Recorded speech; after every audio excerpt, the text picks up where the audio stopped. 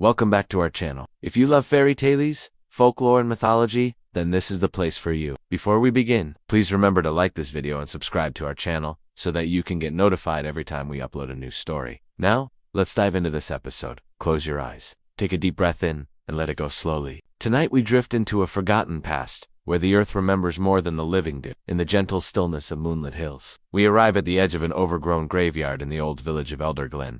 Among the tilted stones and ivy-wrapped crosses lies one grave with no name, only the carving of a key etched into the weather-worn stone, and the woman beneath it was buried with a key in her hand. Our tale begins in the late spring of the year 1392. Elderglen was a quiet village tucked between rolling fields and moss-covered ruins. It was the kind of place where birdsong echoed louder than gossip and time drifted like pollen in the breeze. Children played near wells that whispered and sheep grazed in meadows that remembered footsteps long buried. But that year something stirred beneath the calm. A traveler arrived, cloaked and quiet, with a horse as pale as moonlight and saddlebags heavy with parchment and vials. She said her name was Elira. She was not young, but ageless. Not royal, but respected. Not feared, but not fully trusted. She rented a room above the cooper's shop. At night, lights flickered in her window like stars trapped behind glass. No one knew what she studied or why she whispered to crows, but everyone remembered her eyes, gray like smoke over snow, and the key she wore on a silver chain over her heart. The villagers speculated. Some said she was an herbalist, others, a widow of war.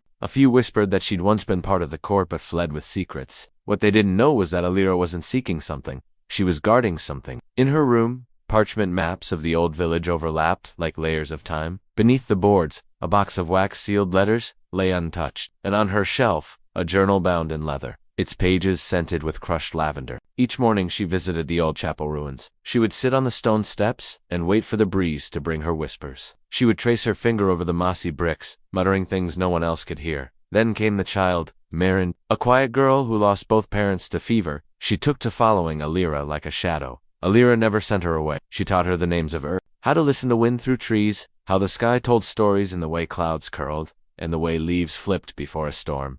Marin loved the quiet company. Elira didn't talk much, but when she did, her voice wrapped around you like a blanket. One day Marin asked, "What's the key for?" Elira smiled, placing a weathered hand over her chest. "It opens only when the time is right." As seasons turned, so did the bond between them. Marin began recording everything Elira said. She drew strange symbols she saw in Elira's books, though she didn't understand them. Elira never corrected her. At night, Marin would look up at Elira's window from her own and see her writing furiously by candlelight. Some nights, a black cat would sit on the ledge beside her. No one knew where the cat came from, or how it always vanished before morning. Stranger things began to happen. Farmers reported finding flowers blooming in fields after frost. Children claimed to dream of the same silver-haired woman offering them cups of glowing water. And one morning, the village bell rang without wind or hand. People started crossing the road to avoid Elira. Whispers grew, yet Marin stayed, as faithful as a shadow. One night she had a dream of a door in the earth, hidden beneath roots and stone, and Elira standing beside it, holding the key.